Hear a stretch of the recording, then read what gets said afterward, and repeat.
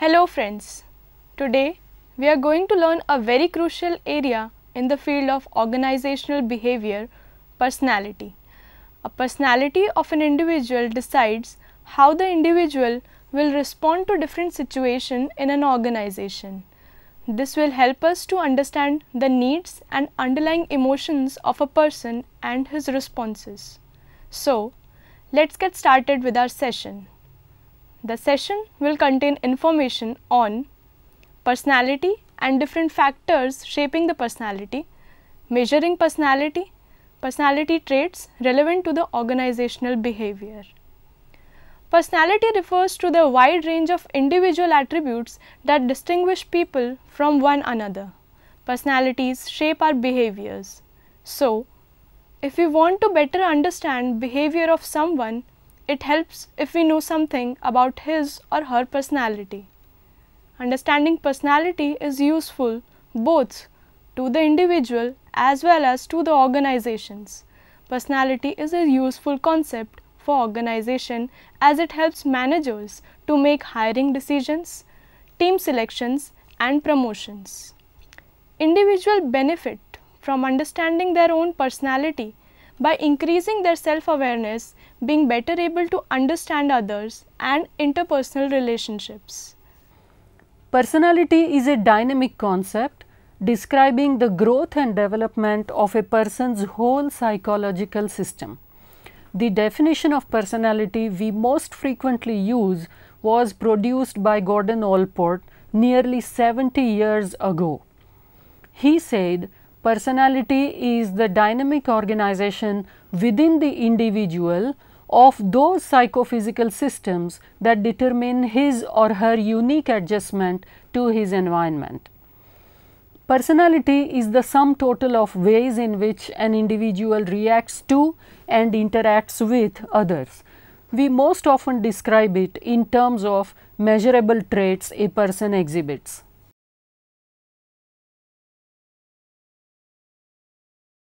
An early debate in personality research centered on whether an individual's personality was the result of heredity or of the environment. Clearly, there is no simple black and white answer. Personality appears to be a result of both heredity and environmental factors. However, it might surprise you that research has tended to support the importance of heredity over the environment.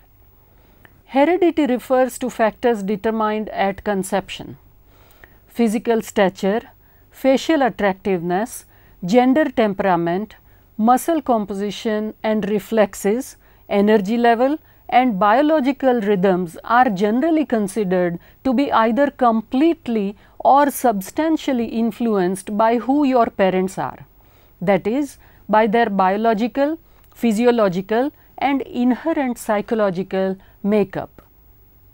The heredity approach argues that the ultimate explanation of an individual's personality is the molecular structure of the genes located in the chromosomes.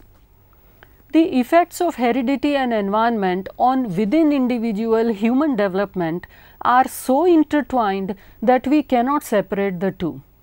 Genetic effects are also environmental because they emerge in an environment, and environmental effects are also genetic because they are mediated by biological processes. Researchers in many different countries have studied thousands of sets of identical twins who were separated at birth and raised separately. If heredity played little or no part in determining personality, you would expect to find few similarities between these separated twins. But twins raised apart have much in common. For almost every behavioral trait, a significant part of the similarity between them turns out to be associated with genetic factors. One set of twins separated for 39 years and raised 45 miles apart were found to drive the same model and color of car. They chain smoked the same brand of cigarette, owned dogs with the same name and regularly vacationed within 3 blocks of each other in a beach community 1500 miles away. Researchers have found that genetics accounts for about 50% of the personality similarities between twins and more than 30% of the similarities in occupational and leisure interests. This is not to suggest that personality never changes, and analogy to intelligence may make this clearer.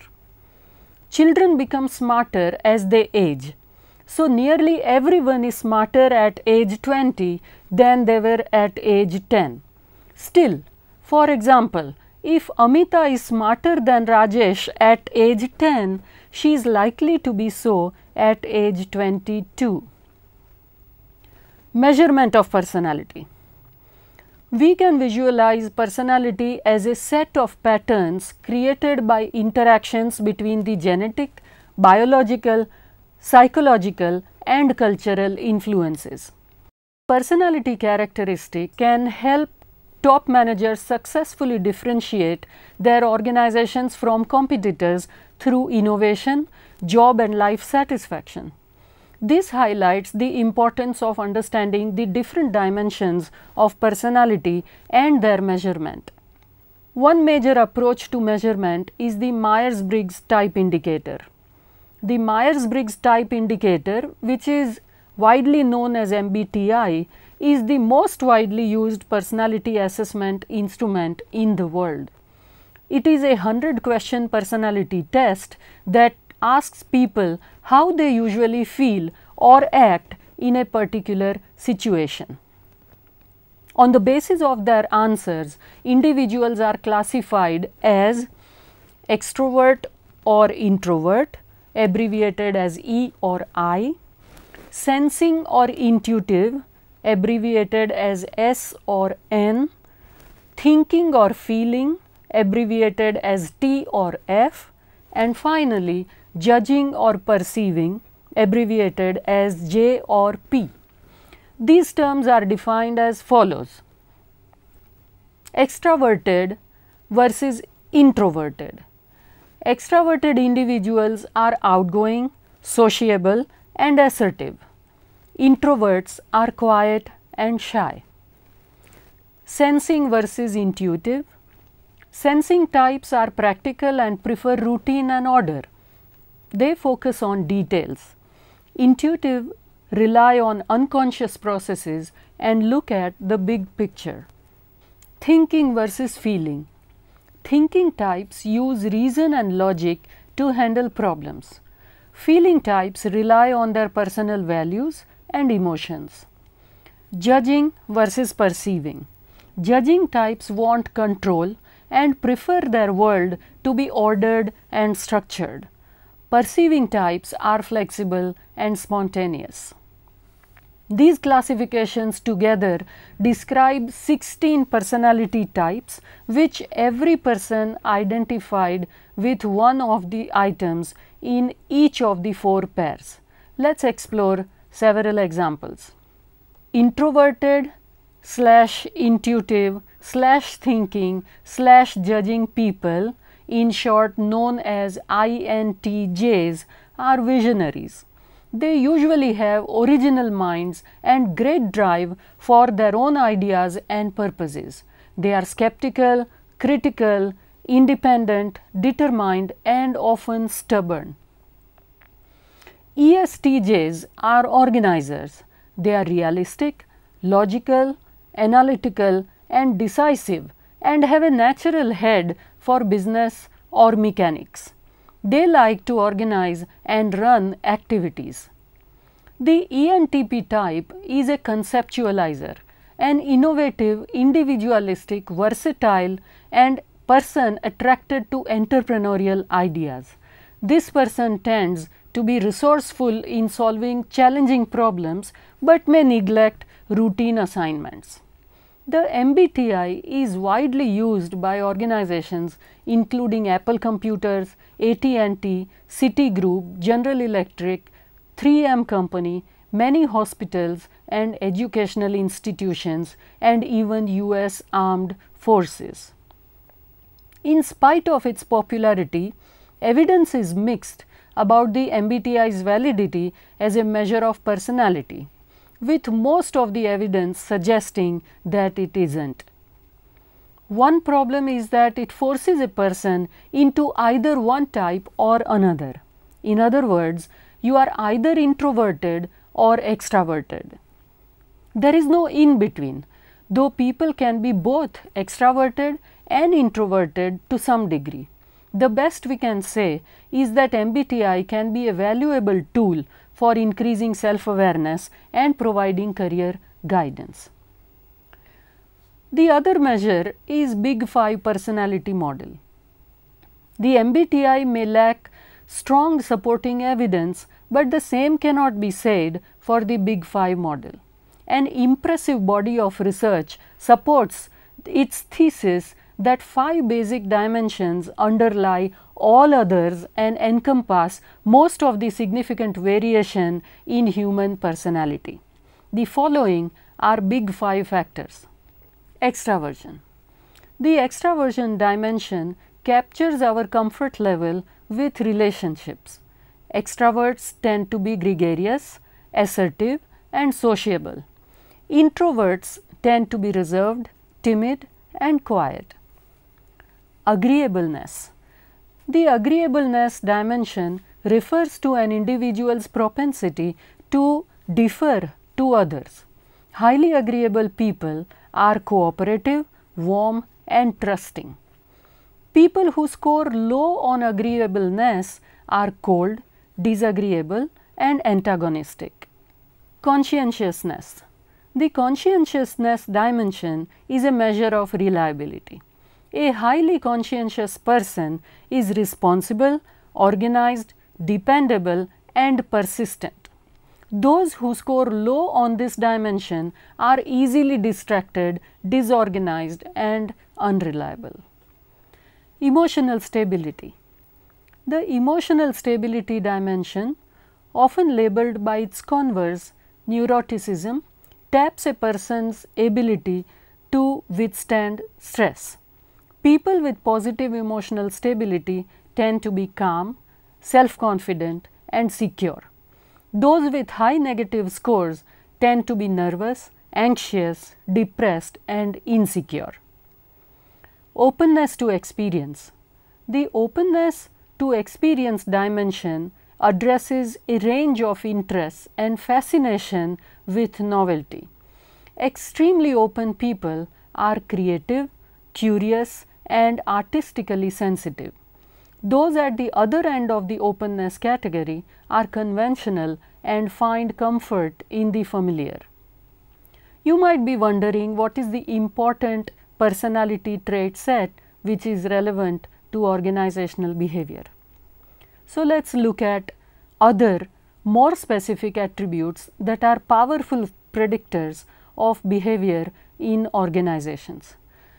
The first relates to our core self-evaluation. The others are Machiavellianism, narcissism, self-monitoring, propensity for risk-taking, and the type A and proactive personalities. Let us consider core self-evaluation. People who have positive core self-evaluations like themselves and see themselves as effective, capable, and in control of their environment. Those with negative core self-evaluations tend to dislike themselves, question their capabilities, and view themselves as powerless over their environment. People with positive core self-evaluations perform better than others because they set more ambitious goals, are more committed to their goals, and persist longer in attempting to reach these goals.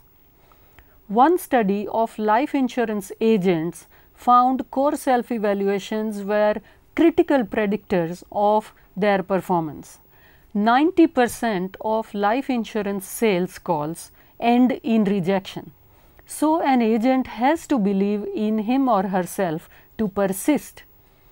In fact, this study showed the majority of successful salespersons did have positive core self-evaluations. These people also provide better customer service, are more popular co-workers, and have careers that both begin on better footing and ascend more rapidly over time. Let us consider Machiavellianism. Kuji is a young bank manager in Taiwan. He has had 3 promotions in the past 4 years and makes no apologies for the aggressive tactics he has used to propel his career forward. "I am prepared to do whatever I have to do to get ahead," he says.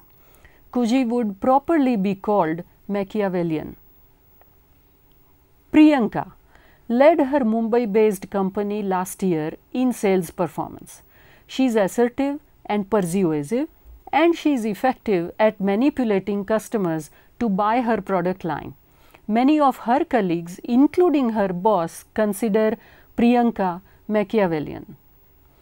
The personality characteristic of Machiavellianism, often abbreviated as Mac, is named after Niccolo Machiavelli, who wrote in the 16th century on how to gain and use power.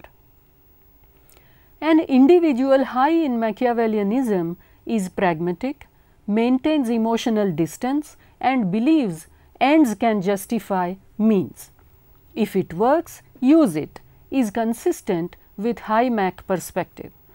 A considerable amount of research has related high and low Mac personalities to behavioral outcomes. High Macs flourish when they interact face to face with others rather than indirectly. When the situation has a minimal number of rules and regulations allowing latitude for improvisation. When emotional involvement with details irrelevant to winning distracts low Macs. Thus, whether high Macs make good employees depends on the type of the job. Let us consider narcissism. Sunil likes to be at the center of attention. He looks at himself in the mirror a lot, has extravagant dreams, and considers himself a person of many talents. Sunil is a narcissist. The term is from the Greek myth of Narcissus, a man so vain and proud he fell in love with his own image. In psychology, narcissism describes a person who has a grandiose sense of self-importance, requires excessive admiration, has a sense of entitlement, and is arrogant. Narcissists often want to gain the admiration of others and receive affirmation of their superiority. They tend to talk down to those who threaten them, treating others as if they were inferior.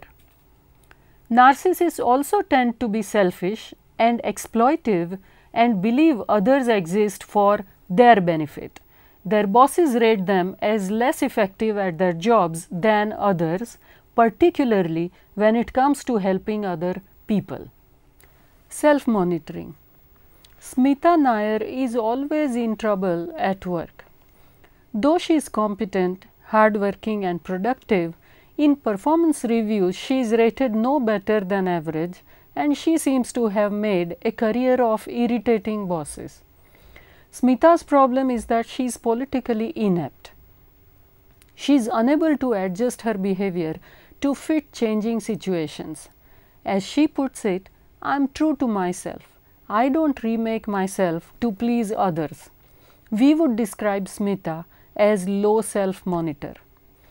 Self-monitoring refers to an individual's ability to adjust his or her behavior to external situational factors. Individuals high in self-monitoring show considerable adaptability in adjusting their behavior to external situational factors. They are highly sensitive to external cues and can behave differently in different situations. High self-monitors are capable of presenting striking contradictions between their public persona and their private self. Low self-monitors like Smita can't disguise themselves in that way. They tend to display their true dispositions and attitudes in every situation. Hence, there is a high behavioral consistency between who they are and what they do. Evidence indicates high self-monitors pay closer attention to the behavior of others and are more capable of conforming than are low self-monitors. They also receive better performance ratings, are more likely to emerge as leaders and show less commitment to their organizations. In addition, high self-monitoring managers tend to be more mobile in their careers, receive more promotions, both internal and cross-organizational, and are more likely to occupy central positions in an organization. Let us discuss risk-taking. Dhirubhai Ambani, the founder of Reliance Group, was the second son of a school teacher and started his entrepreneurial career by selling pakodas to pilgrims in Mount Girnar. At the age of 17, Dhirubhai went to Aden, which is now part of Yemen, and worked for A. Bessie and Company Limited, the sole selling distributor of Shell products. In 1958, Dhirubhai Ambani started his first company, Reliance Commercial Corporation, involved in trading and export in Mumbai in a 350 square feet office. He started his own company in 1965 and in 1966 he set up a textile mill in Ahmedabad. The rest is history. As they say, Dhirubhai Ambani was successful because of his phenomenal risk-taking ability and his belief in taking on and managing calculated risks. When he ventured into the backward integration project of setting up a plant to produce fiber intermediate, purified terephthalic acid or PTA, in the mid-1980s, he was taking on established business and businessmen. In the 1980s and 1990s, all capital intensive projects were very risky, but he never shied from taking such risks and inspiring his people to move forward. A high risk-taking propensity may lead to more effective performance for a stock trader in a brokerage firm because that type of a job demands rapid decision making. On the other hand, a willingness to take risks might prove a major obstacle to an accountant who performs auditing activities. The latter job might be better filled by somebody with a low risk-taking propensity. Let us look at type A personality. Do you know people who are excessively competitive and always seem to be experiencing a sense of time urgency? If you do, it's a good bet those people have type A personalities. A person with type A personality is aggressively involved in a chronic, incessant struggle to achieve more and more in less and less time, and if required to do so, against the opposing efforts of other things or of other persons. In today's competitive times, such characteristics tend to be highly prized and positively associated with ambition and the successful acquisition of material goods. Type A's exhibit the following characteristics. They are always moving, walking and eating rapidly. They feel impatient with the rate at which most events take place. They strive to think or do two or more things at once. They cannot cope with leisure time.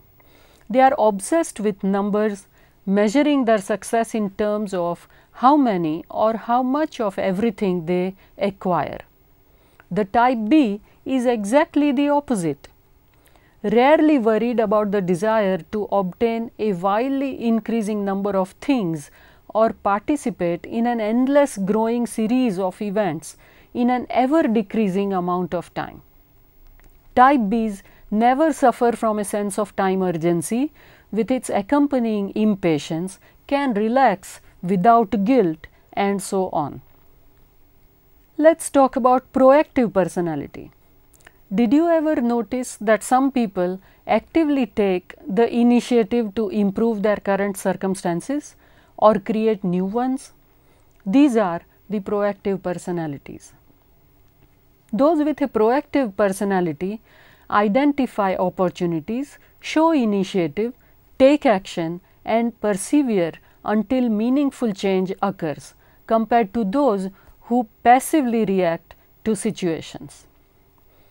Proactives create positive change in their environment regardless of or even in spite of constraints or obstacles. Not surprisingly, they have many desirable behaviors that organizations covet. They are more likely than others to be seen as leaders and to act as change agents within an organization. Other actions of proactives can be positive or negative depending on the organization and the situation. Proactives are more likely to challenge the status quo or voice their displeasure when situations aren't to their liking. As individuals, proactives are more likely than others to achieve career success. They select, create and influence work situations in their favor. They seek out job and organizational information, develop contacts in high places, engage in career planning and demonstrate persistence in the face of career obstacles. Okay friends, let us summarize today's session. We learned about personality refers to a wide range of individual attributes that distinguish people from one another. Understanding personality is useful both to the individuals as well as to the organization. Personality is a useful concept for organization as it helps manager to make hiring decisions, team selection and promotions. Individuals benefit from understanding their own personality by increasing their self-awareness, being better able to understand others and interpersonal relationships. The factors that shape personality are heredity and environment. Measurement of personality is done through Myers and Briggs type indicator and the Big 5 personality model. I hope today's session proves to be beneficial to you. Thank you.